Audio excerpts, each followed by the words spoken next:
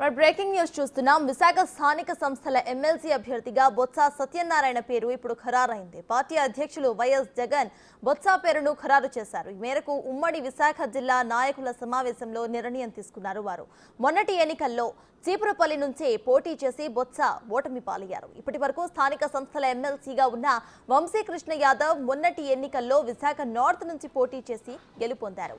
దాంతో ఆ స్థానంలో బొత్స అభ్యర్థిత్వాన్ని జగన్ ఖరారు చేశారు.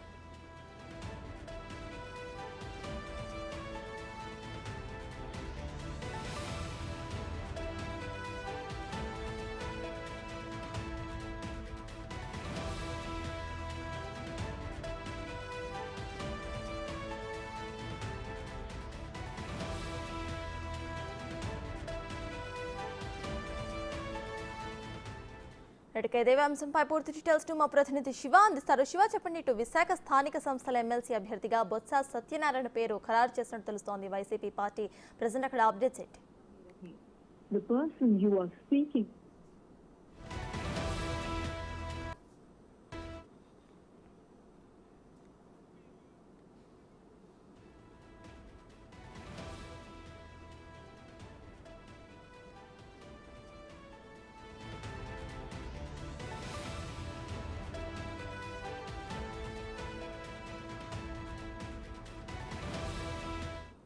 మరిన్ని డీటెయిల్స్ ను మా ప్రతినిధి రాజు అందిస్తారు.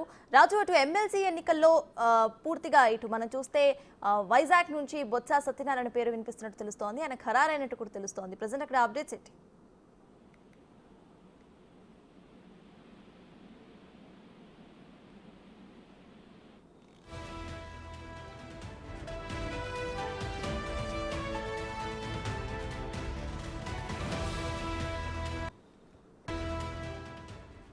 విశాఖ స్థానిక సంస్థల ఎమ్మెల్సీ అభ్యర్థిగా బొత్స సత్యనారాయణ పేరు ఖరారైంది. పార్టీ అధ్యక్షులు వైఎస్ జగన్ బొత్స పేరును ఖరారు చేశారు. ఈ మేరకు ఉమ్మడి విశాఖ జిల్లా నాయకుల సమావేశంలో నిర్ణయం తీసుకున్నారు. మొన్నటి ఎన్నికల్లో చీపురుపల్లి నుంచి పోటీ చేసి బొత్స ఓటమి పాలయ్యారు.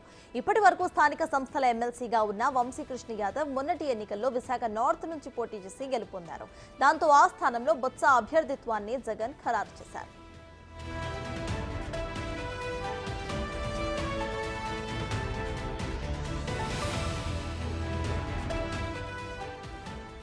పూర్తి డీటెయిల్స్ మా ప్రతినిధి శివ అందిస్తారు. శివ, చెప్పండి. ఇటు విశాఖ స్థానిక సంస్థల ఎమ్మెల్సీ అభ్యర్థిగా బొత్స సత్యనారాయణ పేరు ఖరారైనట్టు తెలుస్తోంది. ప్రెజెంట్ అప్డేట్స్ ఏంటి? విశాఖపట్నానికి సంబంధించి కూడా ఉమ్మడి విశాఖపట్నం జిల్లాకు సంబంధించి కూడా స్థానిక ఎమ్మెల్సీ అభ్యర్థిగా కూడా వైఎస్ఆర్సీపీ నేత మాజీ మంత్రి బొత్స సత్యనారాయణ పేరు ఖరారు చేస్తూ వైసీపీ అధినేత జగన్మోహన్ రెడ్డి కొద్దిసేపు క్రితమే అధికారికంగా ఖరారు చేశారు. ఉమ్మడి విశాఖపట్నం జిల్లాలకు సంబంధించిన వైఎస్ఆర్సీపీ ముఖ్యమైన నేతలతో ఈ రోజు జగన్మోహన్ రెడ్డి సమావేశమయ్యారు. ఈ సమావేశంలో ఎన్నికల్లో అనుసరించాలన్న వ్యూహంపై కూడా అలాగే నాయకుల అభిప్రాయాన్ని జగన్ తీసుకున్నారు. ఈ నేపథ్యంలో ఉమ్మడి అభ్యర్థిగా ఏదైతే ఉమ్మడి జిల్లాలకు సంబంధించి కూడా అభ్యర్థిగా కూడా బొత్స సత్యనారాయణ పేరును ఖరారు చేస్తూ జగన్ నిర్ణయం తీసుకున్నారు. ఇటీవల ఏదైతే స్థానిక సంస్థల ఎన్నికల నేపథ్యంలో గతంలో వంశీకృష్ణ శ్రీనివాస్ యాదవ్ వైఎస్ఆర్సీపీ నుంచి గెలుపొంది ఆయన జనసేనలో చేరడం జరిగింది. ఈ నేపథ్యంలో ఆయనపై శాసన మండలి చైర్మన్ అనర్హత వేటు వేశారు. అనర్హత వేటు వేయడంతో ఆ స్థానానికి ఖాళీ ఏర్పడిన నేపథ్యంలో ఎన్నికలు నిర్వహించాలని చెప్పి ఎన్నికల సంఘం నిర్ణయం తీసుకుంది. ఈ నేపథ్యంలో ఇటీవల కేంద్ర ఎన్నికల సంఘం నోటిఫికేషన్ ఇస్తూ కూడా ఉత్తర్వులు జారీ చేసింది. ఈ నెల 6వ తేదీ నుంచి నామినేషన్లు వేసేందుకు కూడా నోటిఫికేషన్ జారీ చేస్తారు. అదే రోజు నుంచి 13వ తేదీ వరకు నామినేషన్ల ఎంపిక జరుగుతుంది. ఆ తర్వాత 14వ తేదీన పరిశీలన చేస్తారు. ఆగస్టు 30న ఉదయం 8 గంటల నుంచి సాయంకాలం 4 గంటల వరకు పోలింగ్ జరుగుతుంది. సెప్టెంబర్ 4వ తేదీన కౌంటింగ్ నిర్వహిస్తారు. సెప్టెంబర్ 6తో ఎన్నికల ప్రక్రియ పూర్తి స్థాయిలో కూడా ముగిసిపోతా ఉంది. ఏదైతే వైఎస్ఆర్సీపీకి సంబంధించి కూడా బొత్స సత్యనారాయణ పేరుని వైసీపీ ఖరారు చేసింది. మరి కూటమి తరఫున ఎవరిని బరిలో దింపబోతున్నారు, ఏం జరగబోతుంది అనే ఉత్కంఠ అయితే కొనసాగుతా ఉంది. అయితే వైఎస్ఆర్సీపీకి బలం ఉన్న నేపథ్యంలో కూడా కూటమి నేతలు అక్కడ అభ్యర్థిని బరిలో దింపుతారా లేదా అనేది కూడా కొంత ఉత్కంఠ కొనసాగుతా ఉంది. దీనికి సంబంధించి కూడా విశాఖపట్నం కార్పొరేటర్లు, జెడ్పీటీసీలు, ఎంపీటీసీలు కూడా ఈ ఎన్నికల్లో ఓటు హక్కును వినియోగించుకోబోతున్న నేపథ్యంలో ప్రస్తుతం అక్కడ మెజార్టీ మాత్రం అధికారికంగా వైఎస్ఆర్సీపీకే ఉన్న నేపథ్యంలో కూటమికి పెద్ద బలం నేపథ్యం కనిపిస్తా ఉంది. మరి ఈ నేపథ్యంలో కూటమికి అధికార పక్షం వైపు వైసీపీ నుంచి చేరికలు జరుగుతాయా లేకపోతే పోటీ పెట్టకుండా ఉంటుందా అనే ఉత్కంఠ అయితే కొనసాగుతా ఉంది. సత్తాస్. Thank you Shiva.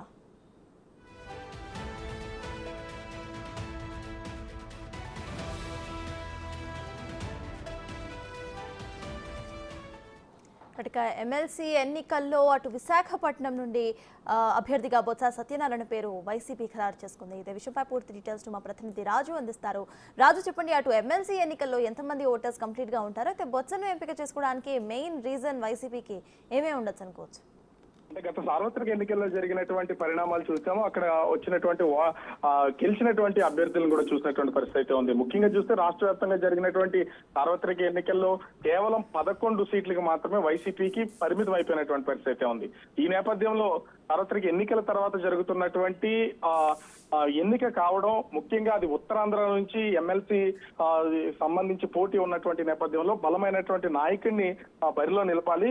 అదేవిధంగా ఖచ్చితంగా గెలిచి తీరాలి. ఎందుకంటే ఇంత ఘోర ఓటమి తర్వాత మళ్ళీ వెంటనే జరుగుతున్నటువంటి ఎన్నికల్లో విజయం అనేది సాధించాలనేది వైసీపీకి ఉన్నటువంటి ముఖ్యమైన ఉద్దేశంగా కనిపిస్తుంది. ఈ నేపథ్యంలోనే అటు విశాఖపట్నం నుంచి ఉమ్మడి విశాఖకు సంబంధించి స్థానిక సంస్థల ఎమ్మెల్సీ బరిలో ఉన్న అంటే పోటీకి సంబంధించి బొత్స సత్యనారాయణ పేరును అయితే ప్రస్తుతం వైసీపీ అధిష్టానం ఖరారు చేసినటువంటి పరిస్థితి ఉంది. కానీ ఇక్కడ బొత్సానే ఎందుకు అనేది ఒక ఖచ్చితమైనటువంటి ఆలోచనతోనే జగన్మోహన్ రెడ్డి ఈ నిర్ణయం తీసుకున్నట్టు తెలుస్తుంది. ఎందుకంటే మొత్తం ఉత్తరాంధ్ర మొత్తాన్ని కూడా బొత్స సత్యనారాయణ అయితే ఖచ్చితంగా వాళ్ళని కన్విన్స్ చేయగలడు, పక్క పార్టీలోకి వెళ్లకుండా నిలుపుదల చేయగలడు అనేది ఒక అంచనా అయితే ఉంది. ఇప్పటికే అటు ఉమ్మడి రాష్ట్రంలో పిసిసి అధ్యక్షుడిగా చేసిన దగ్గర నుంచి అనేక పర్యాలు మంత్రిగా చేసినటువంటి బొత్స సత్యనారాయణ అయితే కరెక్ట్ అయినటువంటి నాయకుడు. మొత్తం ఉమ్మడి జిల్లాలో ఉన్నటువంటి అన్ని ఎంపీటీసీలని, జెడ్పీటీసీలని, కార్పొరేటర్లని, కౌన్సిలర్లను కూడా ఒక తాటి మీదకి తీసుకురాగలనే నమ్మకంతో బొత్స పేరును అయితే ప్రకటించినటువంటి పరిస్థితి కనిపిస్తుంది. అయితే ఓవరాల్ గా చూస్తే, ఓట్ల పరంగా చూస్తే ఇప్పటికీ 90% వరకు అటు వైసీపీకే ఎడ్జ్ ఉన్నటువంటి పరిస్థితి ఉంది.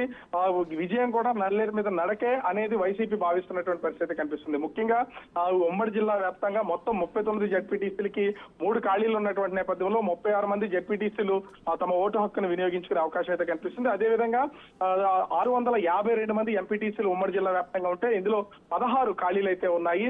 మిగిలిన 636 మంది జెడ్పీటీసీలు తమ ఓటు హక్కును వినియోగించుకుంటారు. అదేవిధంగా నర్సీపట్నం